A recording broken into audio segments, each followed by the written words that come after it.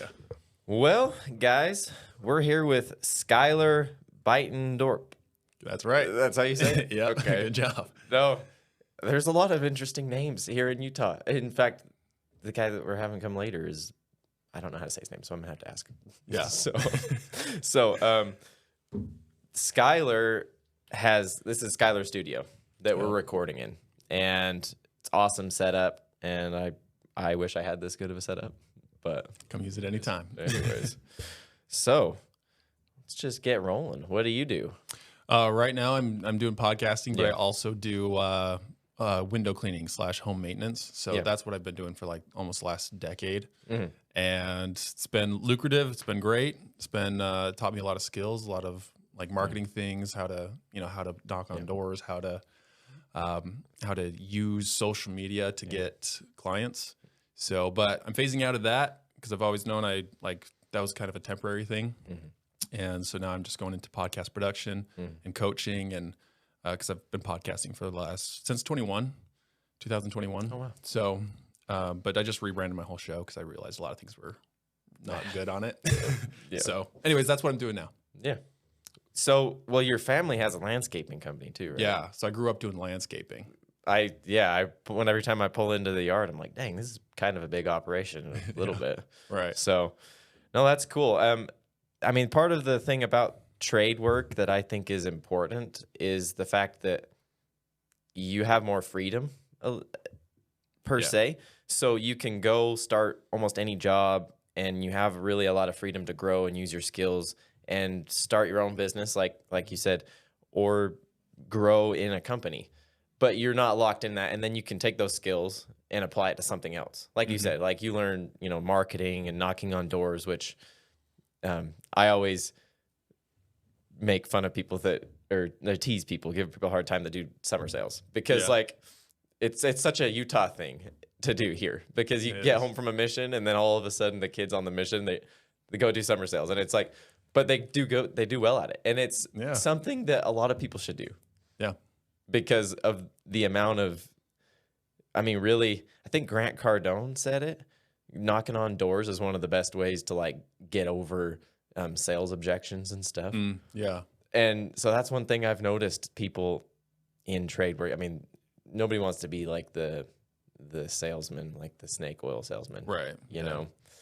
So anyways, that's sort of my thoughts on it, because a lot of people need to have that, but they don't. Yeah. No. And it's hard. It's hard, Yeah. Knocking on doors is not easy. Like I remember the first time I had a door shut on my face.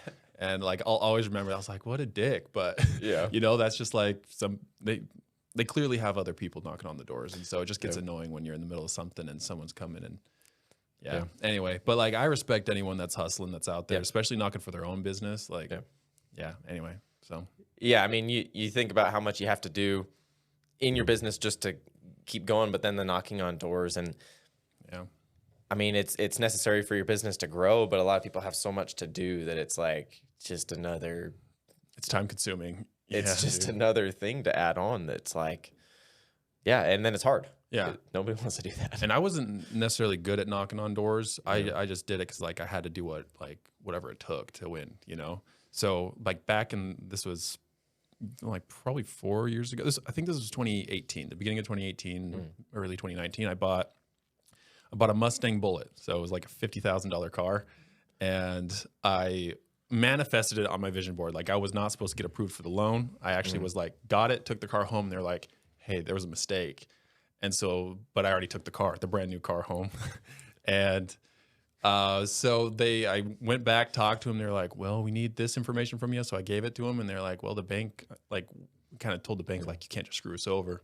Because like I already took the car, right? It's no longer brand new, So anyway, I ended up getting a better deal on the car because they had to give me one, which was wild. So like vision boards work, but I'm glad I bought that car because it made me work harder than I ever did on my business. Because like I have to pay for not just everything else in my life, but it was an $800 payment. It was really expensive. I wouldn't say it was a smart financial decision, but at the same time, it made me work harder. And so I made more money because I had to win or I would lose the car. And so for me, like I would have done it again. Right. But it made me knock on doors and do things that got me out of my comfort zone because it's like I had to win. So Yeah. It's amazing what you'll do if you have to. So yeah. part of this comfort zone problem is people get into a place where they are okay on money and they want things, but they can't afford them. And it's like, do I work harder to get them or not? But there's no pressure, you know? And if the pressure's not on you all the time, then it's like, well, why would I go do that type of stuff? Yeah. You know? And I mean, I wouldn't say people go make purchases like that either, but there is some value to that. For the last, I've always had kind of a nicer vehicle and a payment and stuff. And that's always kept me moving because I was working full time doing concrete and then going to school back when I was doing engineering. So I had school to pay for, I had a truck payment, all that. It kept me going. It's like you can't be lazy and complacent and then like start missing payments and start not making that up. And then when I sold one of my nicer vehicles and I didn't have any payments, and then it was like, shoot, what? Like I don't feel any pressure on me anymore. And I was like that for like a year or a year and a half or something. And it just was off. I don't know why. I mean, and it's hard because you don't want to be locked into payments, but there's something about them that actually like, it does push you. Yeah. I mean, it could be a car payment. It could be like you go rent a little nicer apartment than maybe you can afford. But like, the whole point is having to win. Like there's no option. It's either win or you're going to lose something. So like having the consequence there, like for me personally, just pushed me harder because if I didn't, something bad was going to happen. Right. And not just that, but like everyone knew I bought the car, right? So they would all see that I couldn't afford it and I would have to give it back. And then right? So like there is that like social part of it too that like if I just don't want the judgment or people talking about me negatively, right? So I never like consciously thought that, but like looking back, it's like that was a big driving factor too. Yeah. So we were talking about podcasting before. Yeah. Before we got recording, and you were saying that you've been doing podcasting. Were you doing podcasting when you were doing your business? And was that helping you push your business forward? So I started. So while I was cleaning windows and servicing homes, because I mean it was a lot more than just window cleaning, but that was the main thing I did. I would just listen to podcasts the whole time, so hours on end podcasts, and I started catching myself asking the same questions that the host would ask their guest. So I was just like, maybe I should start a podcast. Like I love personal growth and development, been going to seminars and learning from coaches for a long time. And so I just started one that was kind of generic, just like personal growth development stuff. I started with a buddy. He moved away, so I started my own and did that for like 25 episodes. And then just, realized it wasn't catching, catching wind, like really going. So it wasn't producing the results I wanted / just people weren't listening to it, right? And so I hired a coach, and it was not cheap, but I'm really glad I did. Because it really, that was another thing, is like it made me actually use the information because I had so much skin in the game. Yeah. Like it was, I think it was about like $8,000 to work with this guy, so it was very detailed, helped a lot. Like, and I'm still working with him right now, but I did that, stopped producing that show, rebranded the whole thing, started over. And so now that's been going on for 6 or 7 weeks. So it's 2 episodes a week. And it did better the first month than like I expected. So I saw when did you hit 1,000 downloads? The first month. The first month? Yeah, that's crazy. I only hit 1,000 downloads. I didn't post about it now that I'm thinking about it, but I hit 1,000 downloads like a few weeks ago. Yeah, and I should be clear, like 1,000 downloads also included like the views on YouTube, like for the full episodes, not like the reels. So between Apple, Spotify, Audible, and YouTube, like it was total was 1,021 downloads. Wow. So not too bad for a first month. Yeah. I mean, I started my podcast because I started to notice the same thing. Is like, because my wife and I started our website business, and I started to realize I was having conversations with contractors all the time on the job or outside of the job when I was talking to them about websites. And it's like, man, why don't I just start recording this? I mean, and I'm not recording those conversations necessarily, but I'm already having conversations with people and connecting with people. In the podcast, I mean, I haven't been monetizing it, but the value is not in the monetization necessarily. I mean, the connections that you can make from a podcast is insane. And social media, I mean, it gives you sort of credibility and a connection to people that you wouldn't get otherwise. So I think it's really valuable. And I don't have as much experience as you, so it's hard for me to push people to go start their own. But how helpful do you think it can be for people to start it for their business? I think there's so many benefits to a podcast. Like just one, how it changes you as a person, right? So if you're a business owner, you're dealing with people, even just at a job or whatever, you are communicating with these people, right? And podcast is long form communication, right? You're talking with someone, whether it's a guest or you're going solo, right? And so just that alone, I think, is worth starting a podcast, because the better you can communicate, the better you're going to have a relationship with your wife, the better relationship you're going to have with friends, business owners. And just being able to take out the ums, the ahs, the pauses. Like, I think faster now that I've been podcasting, because I'm speaking multiple times a week, right, into a microphone. And so that alone, I think, is worth it. But then also, you like you were saying, like the connections you make, the networking. Like, I've met up with people that and had conversations that I would never have talked to them, right? So it's like there's the value in the relationships. There's the indirect way to make money. So like if someone comes on your podcast and then they learn like, they started a website business, and is it just website or is it also like branding? Branding, yeah. So they'll learn about that with you, and so next time they need that, or if they need that right now, they're going to be like, hey, tell me what you do, right? So there's indirect that way. You can. I mean, there's a lot of ways you can monetize a podcast, but that's like one of the ways that I think that's what a lot of people, how they make money with it. But sometimes they don't count that as making money from the podcast. But to me, it's like, if you make money because your podcast exists, that's monetizing it. Yeah. So if you've done a deal with someone just because it's there. That's true. Yeah. Whether they reach out to you on social media because you're posting clips or whatever, like.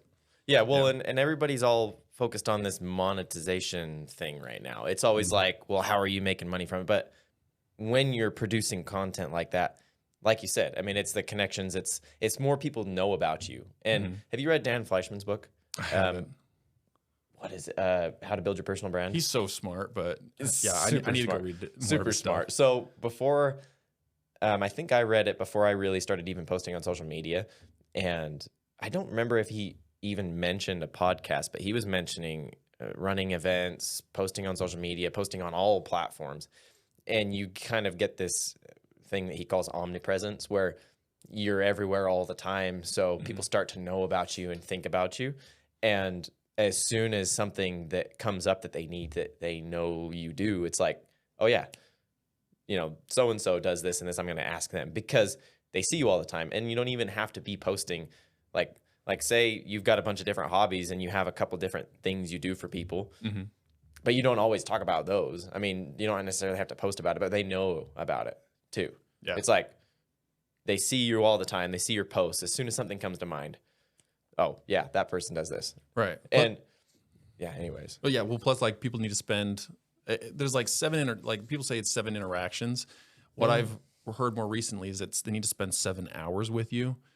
And so like if you have long form content on as a podcast or on YouTube, then that's a way that they can spend more time with you for long periods of time, right? So I think it just like helps build that trust, that relationship. Like I've even heard of people that have a podcast and they're applying for a job, and they mentioned that they have that podcast, and so the employer goes and listens to it and gets to learn a lot about this person and what their values are, how well they communicate, and so they hire them because of that. So, but like it's cool like when you're podcasting, because if you have guests on and you create clips, well then every time that episode comes out and you post those clips, you tag them in it. So like you're not just on your platform anymore. Now you're on everyone else's platform as well. Like your face is going to start, going everywhere. Like you said, the omnipresent, right? Yeah. So that's kind of an underlying benefit that I've thought about, but haven't known for sure. Like if you were to go apply for a job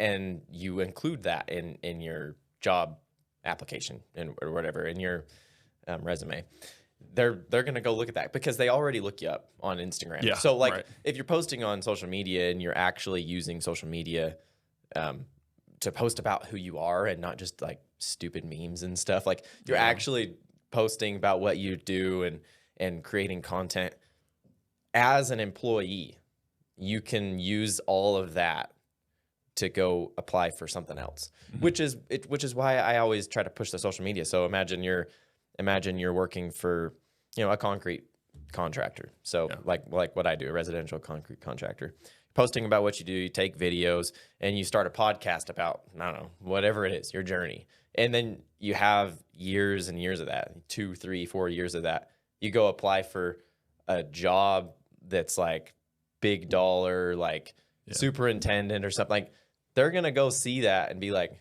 wow, this person actually knows what they're doing. They know what they're talking about. They have good values right away.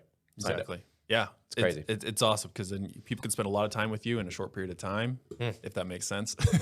But there's a lot of benefits to a podcast, but that's a huge one. Interesting.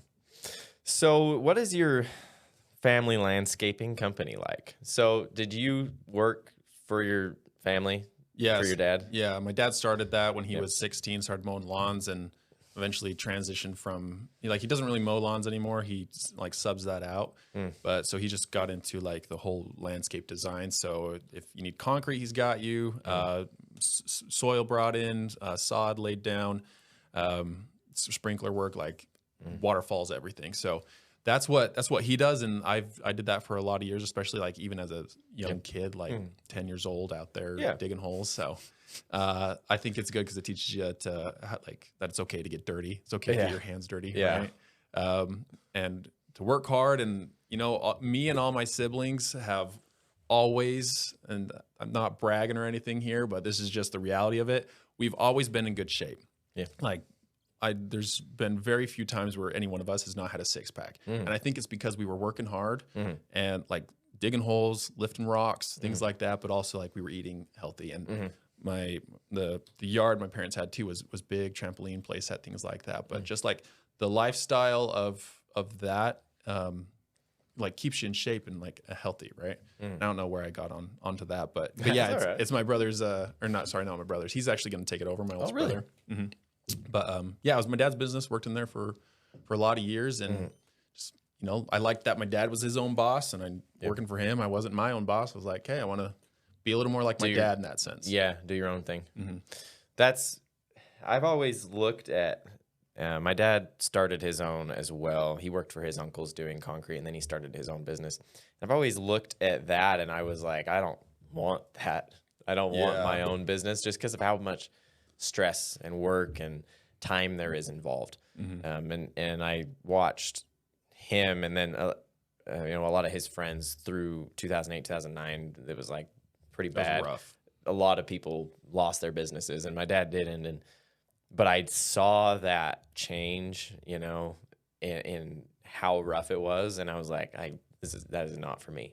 But then there was always a part of me that was like, well, I like that though, Yeah. And it was like, I think that was almost more the school system pushing people to go to school. Construction bad, trade work bad, like school good, Right. And so like all these kids have this underlying belief that they're not worth anything unless they have a degree, which is, people will push back on that. But I mean, how could it not be true when it's always go to college, go to college, go to college. And then it's like, you hear people talk about going to work in a trade and it's like, oh yeah, you're just not good enough or something for college. Yeah. It's insane. Yeah, I hate how college is like, if you don't have a degree or don't go, like there's something wrong with you or you're not smart. Like I am not as like, I wish I was better with school and as like tests and homework and stuff. But dude, like to be completely real, like I couldn't read until I was like 10 or 11. Like it took me I just had a really tough time learning to read. And so I was just not book smart, but I was very street smart. And I think doing landscaping, having that blue collar job, like kind of helped cultivate that. But yeah, dude, like I don't have a degree, never went to college, right? And I'm not even close to the smartest guy out there. Not Yeah. even close. It's But all right. but you don't need that. Yeah. Right? You know, because I think like more and more people are sitting at home and just getting paid by the government, right? Because they're unemployed. But Yeah. I think the blue collar jobs are starting to pay more and more. It's Mhm. like even just talking to my dad, like he's had to bump up everyone's pay a lot Yep. because it's now worth more than it was, 2-3 years ago. Yeah. Because people are getting lazy and don't want to work hard. But man, like it feels good working, like using your body to create Yeah. something. Like it's satisfying. Like I'm Yeah. sure, like when you're done with a Oh, slab yeah. of concrete, like Yeah. it's like we built Oh, that. yeah. Or like Oh, yeah. I saw you post, like you did a whole thing of stairs by yourself. Yeah. and Yeah. Probably felt awesome to like Yeah. I built Well, exactly. that. Exactly. So you get doing, and that's the thing that I like about it is you can start off very basic and be, a laborer, learn these skills and then start to do things and handle a part of a project completely on your own. Like those stairs I formed, basically poured and finished them all on my own. And I've done that many times, but still every time it's like every single time, even though I've probably done it 50 times or more, still look at it and it's like, get a sense of satisfaction from it. Right. And to me, being out working with your body it helps you think, and it helps you not be depressed, really, because you're outside. Even if it's crappy weather, you're still out, you're still moving. And it's hard for me when I'm sitting at home to not start to get like anxious, because the movement is so necessary to humans. And so it's always been interesting to me that the college is pushed so much, because you go to school, you're sitting at a desk all day. They want you to go to school more, get a degree so you can go sit at a desk for more, and then when you get home, you go sit at the TV. Like you go get a career after all of that, and it's what a life that is, Yeah, I think like nothing wrong with going and getting a degree, but just at the same time, I don't think it makes sense for a lot of people because No, 70% of people don't even they don't even get a job in the field that they went to school for. And, a lot of, you're paying off all that student loans for essentially no reason. Yeah. And this isn't everybody, right? Like I hate when I say something and then it's posted on social media and someone's like, well, that's not everybody. It's like, of course, there's no absolutes, right? Obviously. But yeah, you can go start your own little business. Like, I mean, I started when I was 18. I just went and knocked on like my neighborhood doors and started doing window cleaning. And I wasn't even charging what I could have charged at the time, right? But I made more money in way less time than all my friends that were going to school or just had, a normal job. And Wow. but I think if you don't progress yourself and move your business forward and like learn the business skills to expand, like those people will pass you up, right? Because they're gonna get jobs that are gonna pay well over 6 figures.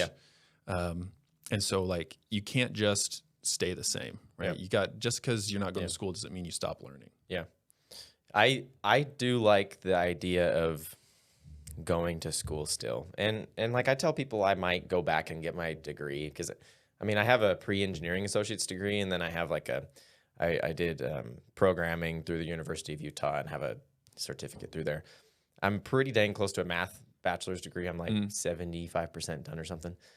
I probably would get that, just because like people go to school and they don't even need the degree they get most of the time. Most of the time their job doesn't even require it. Yeah. The specific one. But that's the thing, is like it's no rush. So to push kids right out of high school to go to school just because, like that's the big thing. Just because you got to get a degree. It's like, why? Why not like go get some life experience? Why not go work in a trade and then be like, okay, well, I actually hate this, but I don't know what else to do. Maybe I can try to make this better.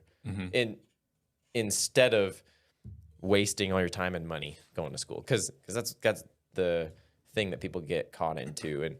And if you think about what society's telling you to do, you go to school, get all this debt, you go get a mortgage, you get all this debt, you go get a high dollar salary, and we're such a stuff driven economy that everybody wants more stuff. You get locked into this job that you probably won't even like really, Mm-hmm. and all this debt, and you can't do anything about it.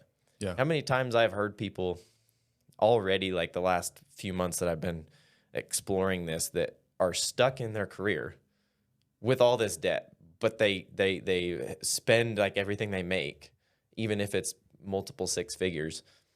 They can't do anything about it. Mm-hmm. Yeah. It's crazy. Yeah. You spend everything you make, you'll just be at a my higher level of gosh. broke, right? My gosh. And I think you hit on something huge there with 18-year-olds just graduating high school, like going right to school and right into everything. And again, not that that's a bad thing, but I think like how do we make decisions? Based off of information. Yeah. Right. And so if you've only experienced high school and everything below that, you're making a huge decision right then and there based off of high school. Based off of nothing really. No one like I would never trust a high schooler to make any life choices for me. No. But we're letting them make life choices for themselves, which great. They're adults. They can do that. Like no problem. Right. Cause you got to learn, like you got to fail to learn like big lessons. Right. Yeah. But how much more equipped would they be to make those decisions in what field they want to go to if they went and worked in a different job for 6 months or learned a couple different trades or went and traveled to see what else is out there and get more information on what's possible. Go talk to some millionaires, go talk to a couple different mentors, and you'll have more information to make a better decision for yourself for the long term, right? Yeah. Because I think there's even a lot of people out there that don't want to stay in the same job, same career for a long time, and so even if you go get a degree for something, like, are you going to want to do that for the rest of your life? So, some not, but so I think just the more information you can get before you make big decisions, the better. Yeah. Well, and like you said, experiencing new things and trying new things. And the beautiful thing about trades is you can learn on the job, no matter what you do. Exactly. And like even if you were to be a general contractor to get your license, you don't need schooling. You need to go learn the stuff and be able to pass the test to get it, but you don't need to go to even a tech school for it. Mm-hmm. There are people that do, and that's plenty fine, especially if they are set in that and they know. But you can go work for a general contractor for however long. I mean, from the time you're 18 to when you're 30, you can spend time in multiple different trades. You can try all these different things, and then by then you will probably have a pretty dang good idea of what you want to do, and you can really start putting all of those skills to work for you, whether it's starting a business or whether you're going and working for somebody making pretty good money, and you're not going to be any farther behind, really. I mean, you're getting paid to learn the whole time. Mm-hmm. Yeah. It's not like you're spending money to go get this degree that then you're going to start off like not even making that much. Right. I mean, depending on what it is. So, well, and I think that's like the way it should be, right? You should go learn from someone who's doing it. Like, even if you want to be a doctor, wouldn't it make sense to go like to the hospital on a daily basis and learn straight from the doctor? Yeah. Like, I think there should still be tests and certifications that come along with that. But like, so for example, I have my girlfriend's in nursing school right now, but she's been working at the hospital for years and years. And she knows most of the stuff she's already been learning like at nursing school. And so but then she's still spending all this time and money because she has to be a nurse, right? But like, how much more beneficial would it be to actually just learn straight from them, right? And she's kind of done both through it. So, like, but she still says like it's still valuable to like learn the little details of things, stuff. But she's at the same time she's like, I forget about it a week later, right? You just learn the stuff for the test. I started to get annoyed when I was, I think I had a couple job prospects sort of when I was doing engineering, and it's like everything I heard, you pretty much make like 60 grand after you graduate with an engineering degree, 60, 70. Yeah. After 4 years of school, I was like, are you kidding? I could literally do that without going to any school. Right. And I'm like, okay. So I kind of got a little bit, I don't want to say annoyed, but just kind of discouraged about that, because I was like, well, what am I doing what am I doing here? I don't know if I really want to do engineering. I mean, I've just been doing it because I'm sort of good at, like, I've been on this path since I was in junior high or whatever. And so I kind of came to that realization. And then when I switched to web development, I realized you don't even need school for that. It's a lot of merit based. So like if you're doing projects, you're learning on your own, you're learning on YouTube, and you have a big project portfolio, you can go somewhere and make hundreds of thousands of dollars a year. Yeah. No school. And I was like, well, what the heck? What is this school for then? And it's like all the engineers you talk to about all the courses you're taking, they're like, oh, I couldn't do that. I don't remember that. And I'm like, well, what am I taking it for? It's like, Right. you could learn better even as an engineer, even as like, I was talking about this with my friends the other day, as a civil engineer, you could probably learn on the job better. You could get trained and learn on the job better and get your certifications and probably have more knowledge by the time that, like say in a 4-year span. Yeah. And get paid. And yeah, that's the thing. And you're getting paid to learn. Paid to learn. And it's weird that it really seems like it's setting people up to fail, not succeed, especially with how expensive school is getting. So, I mean, I think the trade industry is really the one place now where you can go and start somewhere, get paid to learn, and then be able to make a lot of money. Yeah, like without education. But you're still learning. Exactly. You're just getting paid to, and it's not a piece of paper. Yeah, and I think like a lot of people maybe don't go in those jobs because they're worried about the judgment. Like, oh, it's not because I'm not smart enough, or I'm not good enough to go to college. And it's like, that's not true. First off, stop caring what people think. Exactly. You know, and I'm giving myself advice here too, right? I forgot where I was going with that. It's an interesting world because it really is looked down on to be in a trade. I mean, people don't believe me, like online. You start posting about this stuff and they're like, well, I'm sorry you think that, but that's not how it is. And I'm like, you kidding me? Like just about any time you're telling somebody what you do, you say, yeah, I work in concrete. They're like, oh man, it's like not exciting, you know?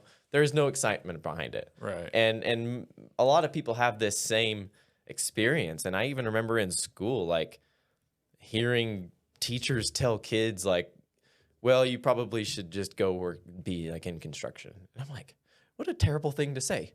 You should probably just get like, you're not, you know, if you can't get into college, you should just go work in construction. Yeah. I'm like, except the construction workers are probably making more money than the school teacher. Oh, I mean, school teachers don't make any, I mean, they're a perfect example. And I love a lot of the teachers I had, like they're awesome people, but they're literally in the school system their whole life. Go to school, go to high school, go to college, go back to either college or high school to teach. And that's it. Yeah. Like, where's the real life experience? Why would I want to listen to you and learn from you if it's, I mean. Exactly. Yeah, dude. It's like, I mean, people are going to give you information and advice based on what's worked for them and what they know what they know. Yeah. And so that's what they know and see. So that's what they're going to give you advice on. So that's why it's so good to learn from multiple people. Like the biggest thing I've realized over the years is not one person knows everything. Yep. So don't just learn and listen from one person. Now, if there's something specific you want to do and you can, you can go from, from them. Yeah. If you can work with someone that knows how to do that well and has been successful at it, go learn that from them. But you might not want to learn how to have a better marriage from them. You might not want to learn fitness from them, you know, right? So you like get different mentors for different things. And I think that's huge, honestly, because like not one person knows everything. Yeah. Well, and on that, I have been noticing you can make money anywhere. You can make a lot of money anywhere. There's a lot of people that drop out of high school and make hundreds of thousands of dollars a year welding or doing whatever, working in oil fields, which is, I mean, crappy. But like, if you're young and single, you can do that for a couple of years and make a lot of money and then be able to do whatever you want still because there's no rush. But we put such an emphasis on going to school to learn skills for jobs. But what people don't learn how is to be in relationships, and they don't learn how to take care of themselves per se. And that's where the problems start. So you can get through all of this school and think you're all that in a bag of chips and get your salary and get your job. And then your marriage can fall apart. Yeah. Because you don't ever put the work in and learn. Like nobody goes to school to be married. It's like, and we're seeing such a high divorce rate. It's like people don't know how to be in a relationship with each other. And, you know, they may make a lot of money, but if you're at home, you're not happy, then what are you really doing it for? Right. it happens a lot. Yeah, It's crazy. dude. It happened. It happened to me. So I got married when I was 23, Oh, really? and then divorced 9 months later. So, yeah, we're not. And I think my thing is I wasn't taught how to make choices for myself. Yeah. I wasn't taught that. Yeah, basically just how to choose me over someone else. You know, like there's some decisions you need to be selfish with, and who you marry is one of those decisions, right? But I was too worried about pleasing my parents. Thinking, worried about what other people would say, and and it was a very rushed decision too. And if you you just got to experience life, and you got to learn to make decisions for yourself. But the thing is, we're not really taught here's how you think, not what. It's always what to think, not here's how to think. And so I think that's a big thing too, especially being an entrepreneur, or even just because the theme of this, podcast is the blue collar jobs, right? Yep. And I think a lot of people may, because of the pressures of society, would probably not choose a blue collar job because it's almost looked down on, which makes no sense if you really think really about doesn't. it. But I think doing that already kind of makes you kind of teaches you how to make the decisions for yourself. Yeah, kind of teaches you how to not care what people think. Yeah, and you're gonna just do going against it anyways. Yeah, because it's society wants you to go to school. Yeah. And it's interesting because Jordan Peterson talks about how messed up the school system is right now. And the way we learn right now, I don't remember what he said exactly, but the way the school system, and I think he was even talking about the university, is set up is based on a learning model for Prussian military, follow orders, do exactly what you're told. That's how kids are taught. Oh, yeah. That's the way the school system's set up, is based on that model from forever ago, to get people to be obedient, compliant. And so right from the get-go, society is trying to get you to not think for yourself, not make those decisions, and teach you how to think. So he was talking about how he would ask his students who's done written out a vision for their future, and almost nobody has.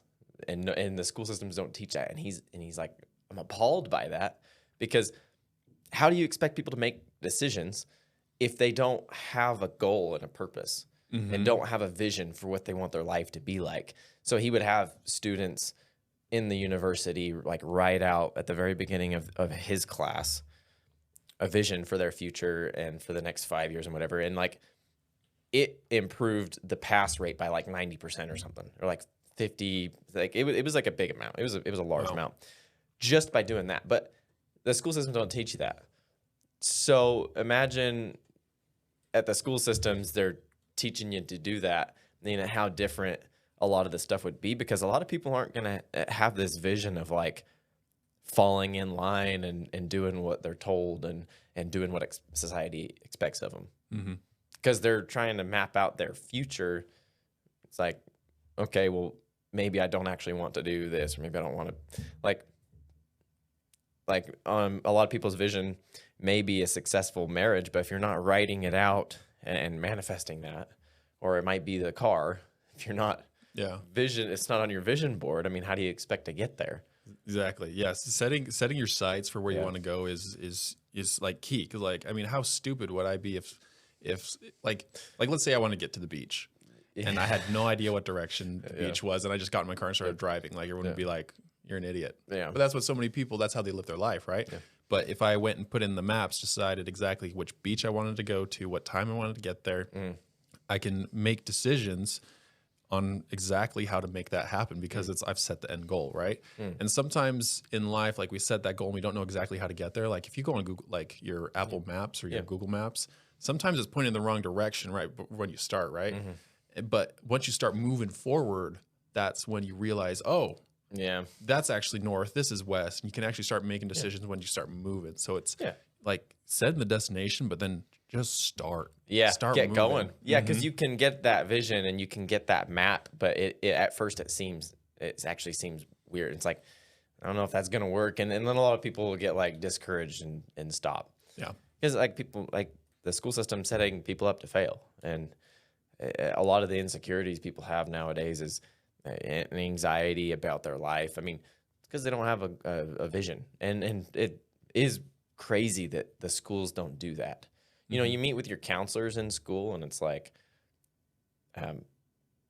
okay, so what degree are you going to go get? Like they're basically like trying to push you off to college, and they almost suggest you go in a certain way based on like, okay, well, you're okay, doing okay in this class or that class or whatever. So you might be good at this. So you should go here. And it's like from my experience, they push you and push you and push you, but you're not making that decision.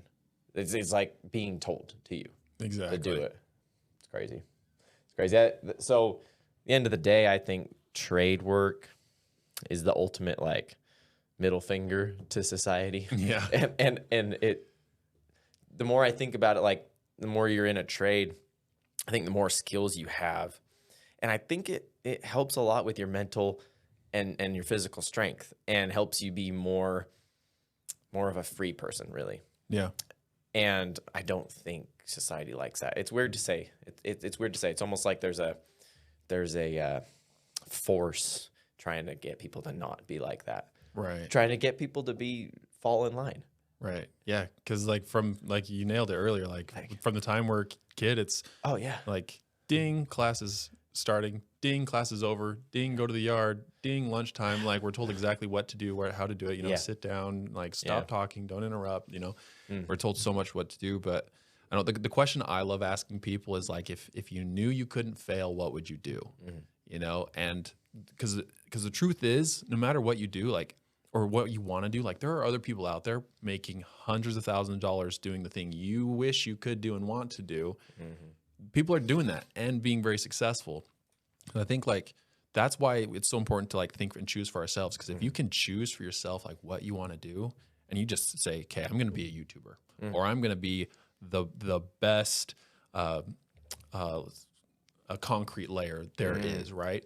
There's ways you can always up the price and like get better at your craft and do like make new moves in your industry, where it doesn't matter what you choose to do, like you can be wildly successful with it. Yeah. Well, and I don't remember where I heard it recently. Someone was saying the same thing, like, what do you want to do? And people will always ask, well, how am I going to do that? And the question isn't how, because if you look at how, you'll instantly get like shut yourself down, because a lot of times it's daunting. If you ask yourself what you want to do and you just get going and get after it, and stop asking yourself, oh man, how am I going to do this? And that resonated with me, because I find myself asking that question a lot, because like I'll be like, what do I want to do? And it'll be, I'll have the thought in my mind, and it's like, well, how am I going to do that? And then